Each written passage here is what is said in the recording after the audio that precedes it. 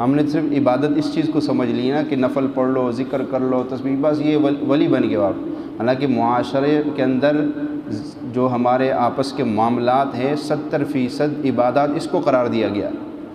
نماز پڑھنا، ذکر کرنا، تہجد پڑھنا، روزے رکھنا، یہ تو 30% عبادت ہے۔ ایک بندہ 30% کو تو بڑے پابندی سے کر رہے اور 70% میں ڈنڈی مار رہے اور پھر اپنے آپ کو دیندار بھی سمجھتا ہے، تو کتنے خطرے کی بات ہے کہ 70% کو چھوڑ رہے ہیں۔ حالانکہ سب سے زیادہ علماء، حاجی حضرات، دیندار، نمازی سب اس ملک میں ہیں، لیکن کیا ہے، شیطان نے 30% کو 100% بنا دیا اور 70% کو چھپا دیا کہ ٹھیک ہے تم بہت اچھے ہو، تو اچھا کر رہے ہو، ہر سال حج کو بھی جا رہے ہو، عمرہ بھی کر رہے ہو، کوئی بات نہیں کرے، تھوڑی بہت زمین کسی کے قبضہ میں کر لی ہے تو کیا ہو گیا، تیری اتنی نمازیں جو ہے۔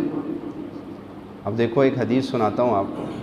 اللہ کی نبی پاک صلی اللہ علیہ وسلم نے نا ایک دفعہ صحابہ سے پوچھا میری امت کا سب سے غریب شخص کون ہے؟ سب سے غریب شخص میری امت کا کون ہے؟ صحابہ نے کہا یا رسول اللہ جس کے پاس درہم اور دینار نہ ہو، جس کے پاس آج کی زبان میں بینک بیلنس نہ ہو، پیسہ نہ ہو، ہم اس کو غریب سمجھتے کہ نہیں سمجھتے؟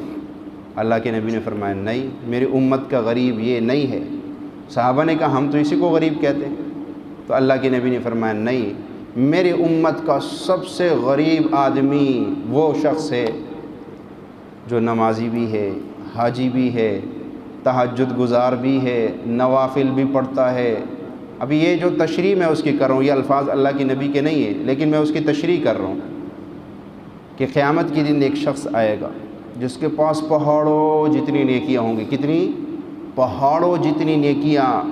وہی کر سکتا ہے جو نمازی ہوگا، جو حاجی ہوگا، جو ذکر کرتا ہوگا، جو اللہ اللہ کرتا ہوگا، دن کو روزہ رکھتا ہوگا، رات بھر عبادت، تو وہی پہاڑوں جتنی نیکیاں کر سکتا ہے۔ عام بندہ کیسے کر سکتا ہے؟ لیکن وہ بڑا خوش آ رہا ہوگا کہ میری تو اتنی نیکی، آج تو ایک ایک نیکی کے لیے لوگ ترس رہے، کوئی ایک ایک نیکی کے لیے کوئی ادھر جا رہے، کوئی ادھر جا رہے، تو میرے پاس تو پہاڑوں جتنی نیکیاں ہیں۔ یہ آدمی پہاڑوں جتنی نیکیاں لے کر اللہ کے پاس آئے گا، بڑا خوش ہو کے کہ میں تو بس یوں جانا ہے اور یوں جنت کی ٹکٹ ملے گی، لیکن اس کو روک دیا جائے گا۔ ایک کونے سے ایک بندہ نکلے گا، دوسرا نکلے گا، تیسرا نکلے، ایسے نکلتے سارے آ جائیں گے، یا اللہ یہ بندہ تھا جس نے مجھے دنیا میں گالیاں دی تھی۔ دوسرا کہے گا یا اللہ یہ بندہ تھا جس نے مجھے مارا تھا، میرے اوپر ظلم کیا تھا۔ تیسرا آئے گا یا اللہ یہ بندہ تھا جس نے میری زمین دبائی تھی۔ ایک اور آئے گا، وہ کہے گا یا اللہ یہ بندہ تھا جس نے مجھ سے قرض لیا اور واپس نہیں دے رہا تھا، میں مجبور تھا، کچھ کر نہیں سکتا تھا۔ یہ سارے حقوق العباد والے آ جائیں گے۔ اب جناب اس کے تو اوسان خطا ہو جائیں گے، یہ کیا، جس کو میں گناہ ہی نہیں سمجھتا تھا وہ آج گناہ بن کے، تو اللہ کہے گا کوئی بات نہیں، آج کا دن ایسا ہے کہ کسی کے اوپر ظلم نہیں کیا جائے گا، آج پورا انصاف ملے گا ہر بندے کو۔ اللہ کہے گا اس پہ ظلم کیا تھا، اتنی نیکیاں اس کو دے دو، اس کی زمین دبائی تھی، اتنی نیکیاں اس کو دے دو، اس کو گالیاں دی تھی، اتنی نیکیاں اس کو دے دو، اس کے پیسے دبائے تھے، اتنی نیکیاں اس کو دے دو۔ یہ نیکیاں تقسیم ہوتے ہوتے ہوتے ہوتے حقوق العباد والے بھی باقی کھڑے ہیں، اور اس کی نیکیاں تقسیم ہو رہی، اور ساری پہاڑوں جتنی لائی ہوئی نیکیاں سب لوگوں میں تقسیم ہو جائے گی۔ اب بندے باقی اور بچے ہوئے، وہ کہیں گے یا اللہ اب ہم کیا کریں گے، نیکیاں تو جو تھی وہ تو ختم ہو گئی، اب ہمیں کیا ملے گا؟ اللہ کہے گا نہیں، اب تم اپنے گناہ اس کے سر پہ ڈالنا شروع کرو۔ جو گناہ تم نے کیے، جس کی سزا کے حقدار تم ہو، جس کی سزا تمہیں ملنی تھی، وہ سارے گناہ اپنے جو ظلم تمہارے ساتھ ہوا ہے اس ظلم کے مطابق اپنے گناہ لا کر اس کے کھاتے میں ڈالتے رہو، کرتے کرتے اللہ کے نبی نے فرمایا وہ آدمی جو پہاڑوں جتنی نیکیاں لے کے آیا تھا، اب پہاڑوں جتنے گناہ لے کے جہنم میں چلا جائے گا۔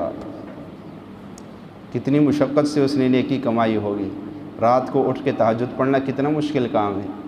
گرمی میں نیند کا غلبہ ہوتا ہے، سردی میں سردی کا غلبہ ہوتا ہے، بسترے سے نکلنا کتنا مشکل ہے۔ 5 وقت کی نماز پڑھنا، اپنے کام کاج سب کچھ کو چھوڑ کے مسجد میں آ جانا، کتنی تکلیف تو ہے۔ مشقت تو ہے، حج پہ جا کر جنہوں نے حج کیا نا ان کو پتہ ہے کہ حج کتنا مشکل ہوتا ہے، چاہے جتنے مرضی پیسے دے رہے ہو، جتنا مرضی پروٹو، حج کے تک مشقت ضرور آتی ہے۔ اتنی مشقت سے اس نے نیکیاں کی ہیں، آج لوگوں میں تقسیم ہو۔ اس سے اچھا نہ تھا کہ کسی کا حق نہ دباتا، کسی کے ساتھ ظلم زیادتی نہ کرتا، اپنی حق حلال پہ گزارا کرتا،